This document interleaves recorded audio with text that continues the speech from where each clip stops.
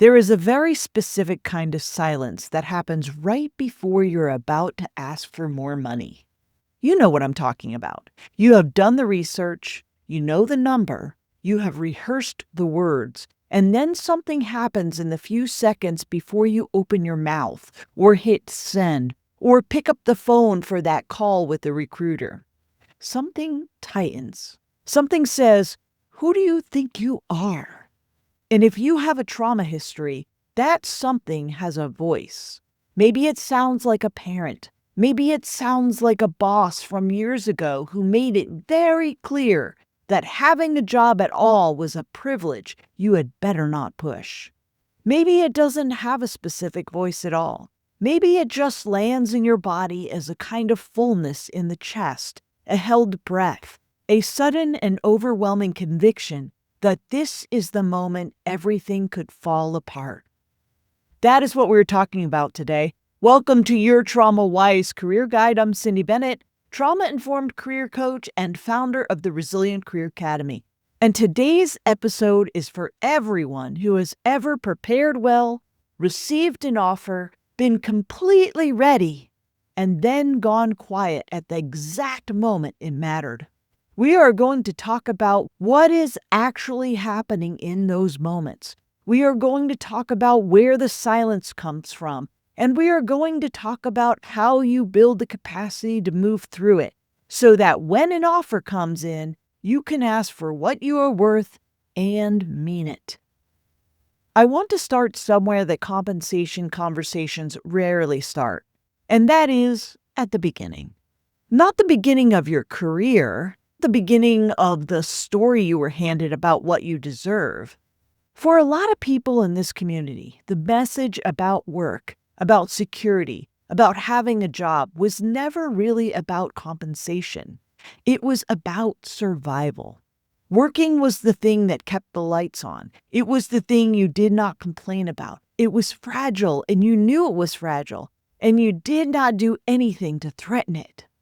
Some of you grew up watching adults in your life lose work suddenly, through no fault of their own, through illness, through economic shifts, through circumstances that had nothing to do with their performance.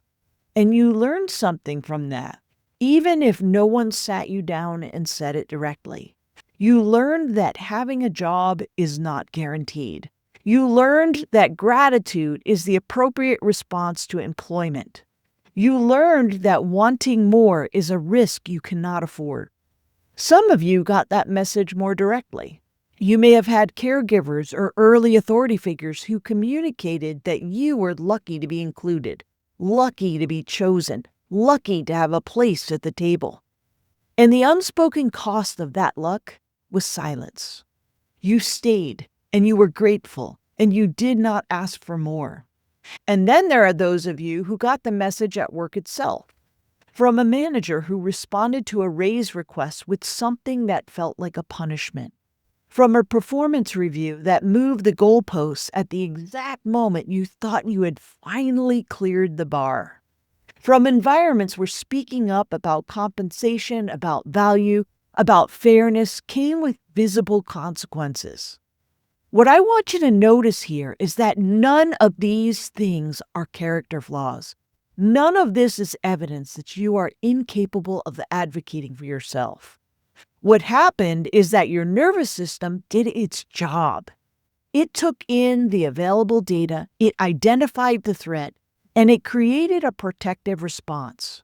Silence, smallness, gratitude as a shield.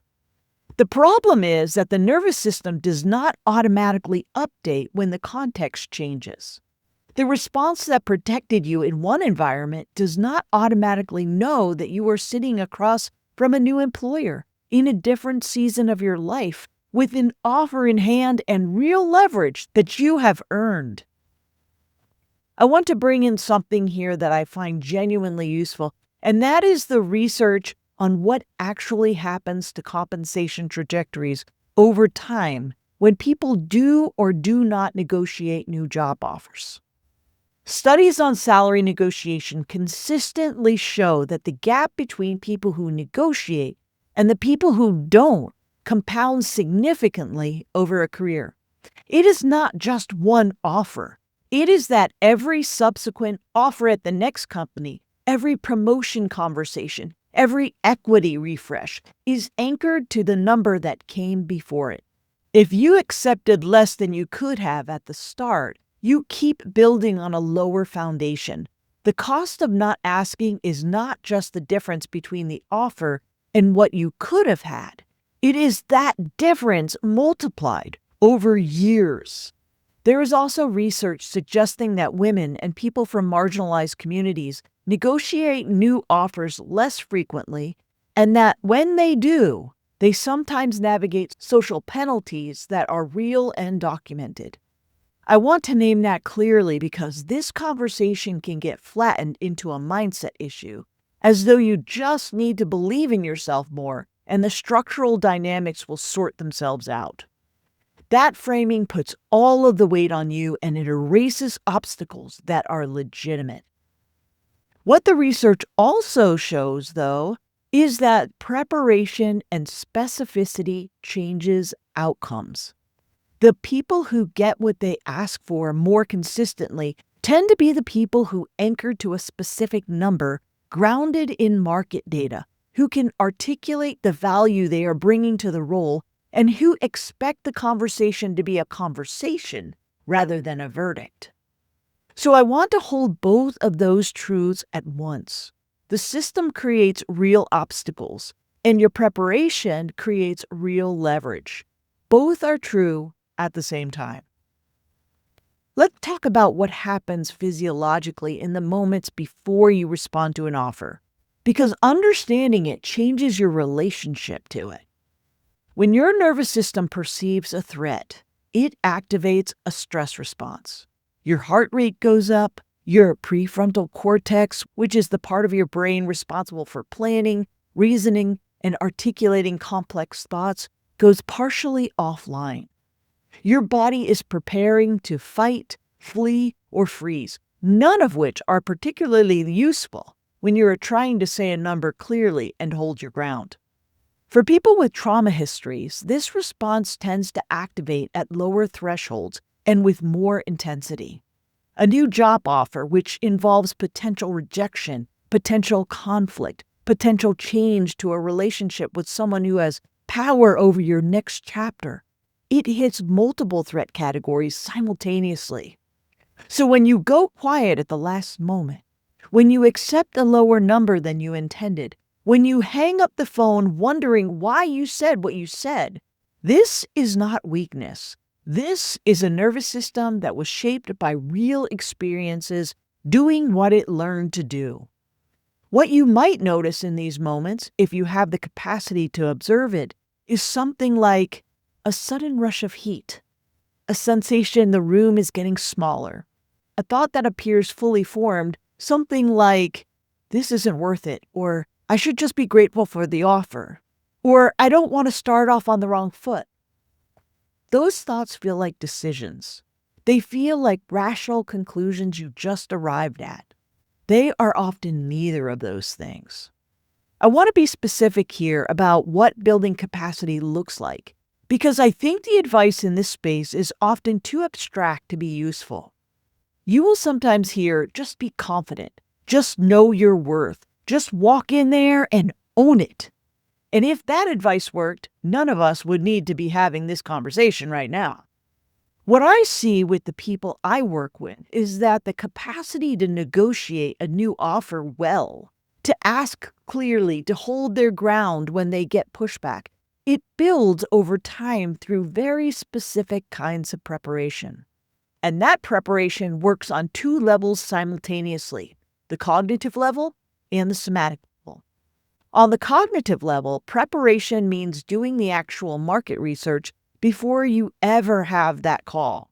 It means going to sources like Glassdoor, LinkedIn Salary, Levels.fyi if you're in tech, the Bureau of Labor Statistics, and finding out what the range is for your role, your experience level, and your geography. It means getting specific, not, I think I should earn more than this. Specific. The market rate for this role with my experience in this region is between X and Y. and I am asking for Z. Cognitive preparation also means knowing your case. What have you built, led, solved, or saved in roles that are directly relevant to this one? What would it cost this organization to hire someone else to do what you can do at the level you can do it? You're not preparing to argue. You are preparing to speak with the kind of clarity that comes from genuinely knowing your value. On the somatic level, preparation means something different. It means practicing the words out loud, in your body, before the actual call comes. Not just in your head, in your body. There is a reason this matters. The first time your nervous system encounters the experience of saying, I'm asking for X amount of dollars, you want it to be in a low-stakes environment, a voice memo, a conversation with someone you trust, even just standing in your kitchen and saying the number out loud to no one. This sounds simple. It is also, for a lot of people, surprisingly difficult. You might notice that saying the number out loud, just practicing it, activates some of the same physical responses as the real conversation. That information is useful. It tells you where your nervous system still needs more repetitions before it will feel steadier. I want to name a few patterns I see regularly in new offer negotiations because naming them is often the first step toward having a different relationship to them. The first is preemptive discounting. This is when you decide, before you have even been asked, that the answer is probably going to be no. So you either ask for less than you want, or you find a reason not to ask at all. The negotiation is lost in your own head before it ever begins. Preemptive discounting often sounds like, I don't have enough experience to ask for the top of that range. It's a competitive market and I'm lucky they offered anything at all. I don't want to seem greedy when they've already been so nice. These feel like pragmatic, realistic assessments. They are often not. They are often your nervous system finding a way to keep you from taking a risk that feels dangerous. The second pattern is over-explaining. Over-explaining happens when you make your ask and then immediately begin filling the silence with additional justifications, caveats, and qualifications. I know this might be a lot, and I totally understand if it's not possible. And of course, I'm really flexible. And I just want to say I'm so excited about this role, and I'm not trying to be difficult. This pattern comes from the same place as the silence. It is the attempt to manage the recruiter's potential disappointment or disapproval before it can land as a threat. What you might notice is that over-explaining often has the opposite of the intended effect. It signals uncertainty. It invites negotiation of your request downward before the other person has even had a chance to respond. The third pattern is what I sometimes describe as the gratitude loop.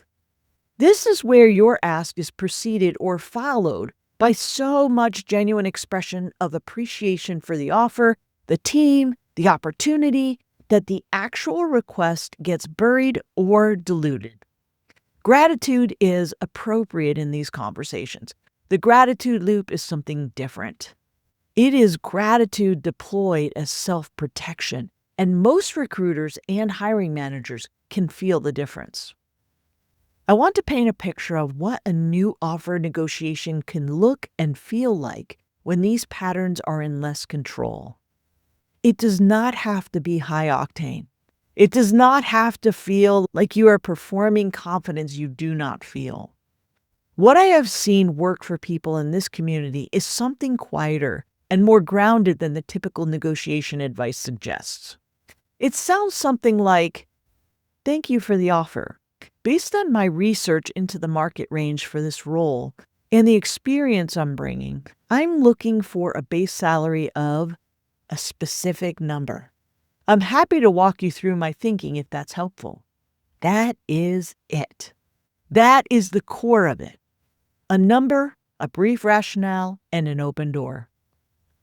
What makes that sentence possible for people who have been taught to be quiet is not always a mindset shift that arrives one day like a light turning on.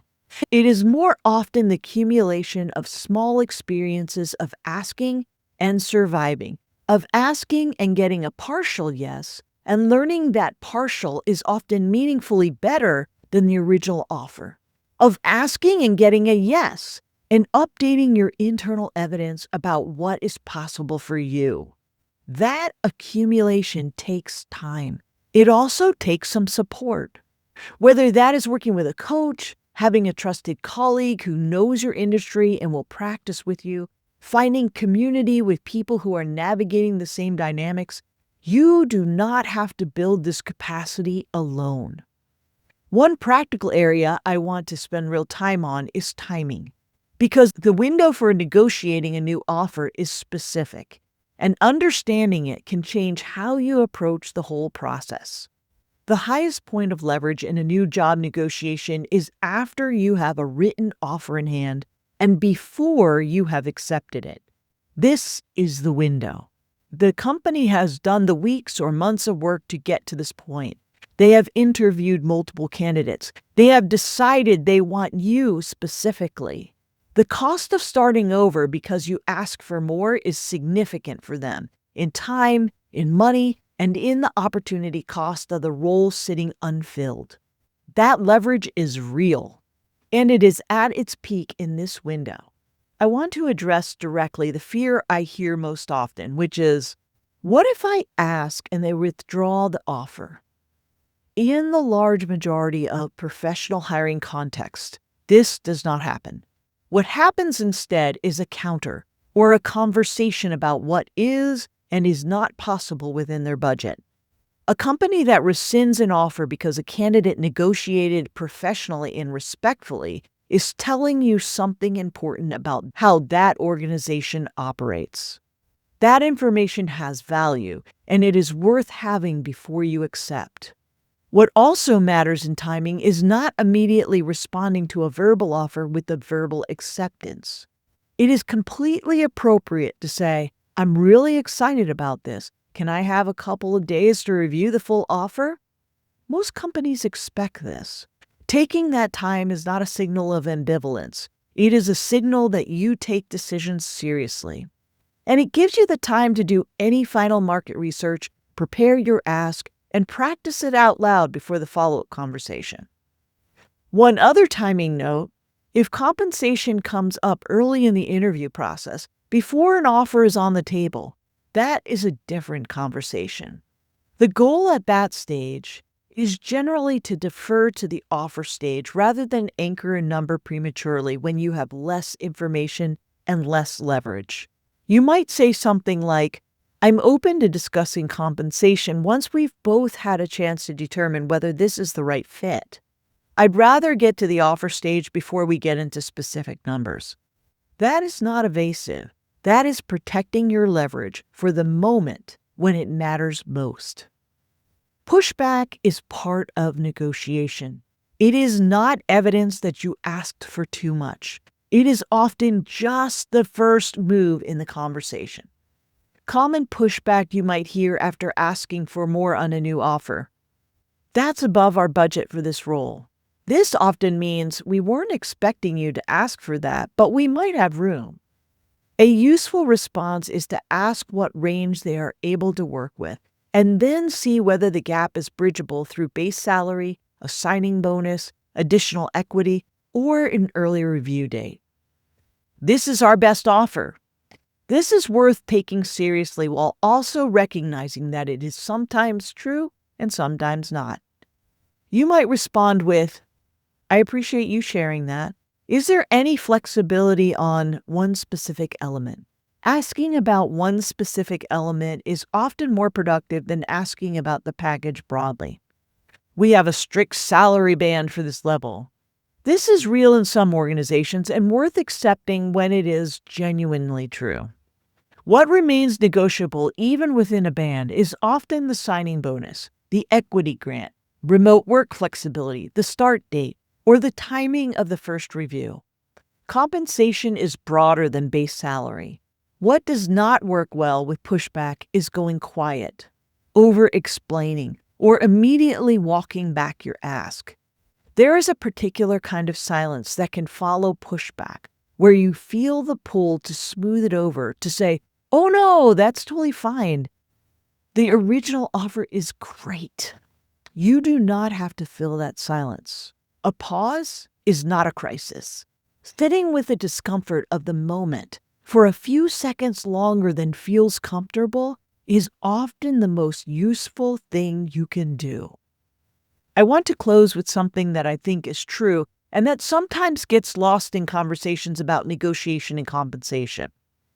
Asking for what you are worth when you receive a new job offer is not an act of aggression. It is not ingratitude. It is not a statement that the people you are about to work with don't value you. It is an act of clarity. It is you saying, "I have done enough research to know what this role is worth, and I have enough respect for both of us to have this conversation clearly." For those of you who were taught that wanting more meant putting everything at risk, that lesson made sense in its original context. It kept something safe that needed to be kept safe at the time. You can honor where it came from and also begin to build something different. Each offer is a chance to practice. Each ask is a data point, not overnight and not in a single conversation, but over time, you get to find out what you are actually able to ask for and receive. If salary negotiation is something you are actively navigating right now, and you would like some support that is specific to your situation, I invite you to book a free discovery call. It is a chance for us to talk about where you are and what is getting in the way, and whether working together is the right next step for you. The link is in the show notes whenever you're ready. Thank you for joining me on this episode of Your Trauma Wise Career Guide. I'll see you next time.